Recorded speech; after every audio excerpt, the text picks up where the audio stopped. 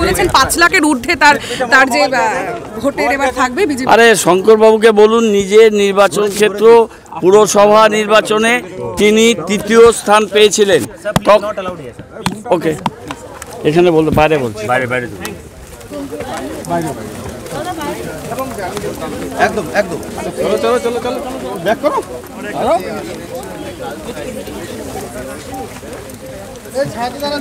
এখানে দাঁড়াই, এখানে হয়ে যাবে।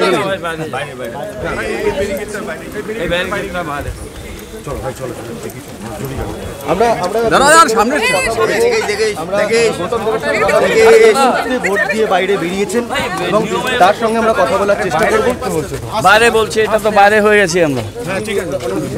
একটু একটু গ্যাপ রাখো, একটু গ্যাপ রাখো, গ্যাপ রাখো বলছি তো, একটু সময় দাও না।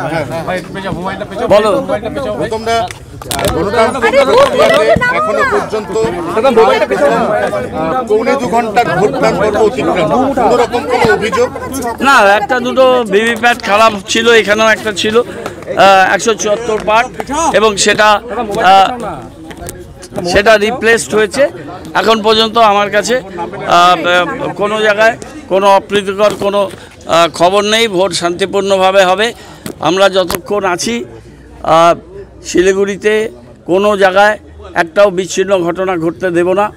আমরা সদা সতর্ক আছি এবং 11 সালের পরের থেকে এই কালচার, এই বহমানতা, মমতা বন্দ্যোপাধ্যায়ের তার ঘোষিত যে নীতি বদলা নয় বদল চাই, সেই নীতিতে আমরা বিশ্বাসী করে এগোচ্ছি। আমরা দুটো স্থানীয় নির্বাচনও পরাজিত হয়েছিলাম, কিন্তু কেউ কোথাও গাজোয়ারি বা অন্যায় অনৈতিক ব্যবহার তৃণমূল কংগ্রেস এই বৃহৎ অঞ্চলে করেছে, এই অভিযোগ কোনোদিন আসেনি, এবারও আসবে না। কিন্তু at the same time Dabgram ফুলবাড়িতে বিধায়িকা যে অনৈতিক এবং অভব্য আচরণ করেছে, আমি বলবো শিলিগুড়িতে যদি নির্বাচন বিধি ভেঙে, কালকে যেমন রাজু বিস প্রেস করতে গেছিলেন, প্রেস কনফারেন্স, সেরকম কোনো ঘটনা হলে আমাদের কন্ট্রোল রুম থেকে সমস্ত জায়গায় জানাবো। এবং আমি নিজেও রাস্তায় আছি আজকে, শারীরিক প্রতিবন্ধকতা, আমার কোমরে ব্যাক পেন ছিল প্রচণ্ড। আমি কালকে ডাক্তারের চিকিৎসা নিয়ে আজকে থ্যাঙ্কস গড, ঈশ্বরকে ধন্যবাদ যে হাঁটার মতো পরিস্থিতিতে আছি। পুরো নজরে থাকবো। গণতন্ত্রের এই সর্ববৃহৎ উৎসব, মানুষ উৎসবের মেজাজে ভোট দিন। সবার কাছে এই আবেদন জানাবো, মানুষের গণতান্ত্রিক অধিকার মানুষ প্রয়োগ করুন, উৎসবের মেজাজে ভোট দিন। কোনো রকম অশান্তি, বিশৃঙ্খলা, অনৈতিক কাজ আমরা বরদাস্ত করব না। নির্বাচনের এত আগে থেকে রাজ্যে বাহিনী কেন, এই প্রশ্ন বারবার তৃণমূল কংগ্রেস তুলেছে, কিন্তু দেখা যাচ্ছে কোচবিহার প্রথম দফা সেটা কার্যত নিরুপদ্রব ছিল, এবং আপনি নিজেই বলছেন যে এখনো পর্যন্ত এই দার্জিলিং লোকসভা একেবারেই অবাধ। দেখেন, এখানে একজনও যদি কেন্দ্রীয় বাহিনী না থাকে, হোমগার্ড দিয়েও যদি ভোট হয় শিলিগুড়িতে আমাদের এই বৃহৎ তল্লাটে একই পরিস্থিতি হয়। এটাতে কোনো আমাদের কোনো ফারাক হয় না।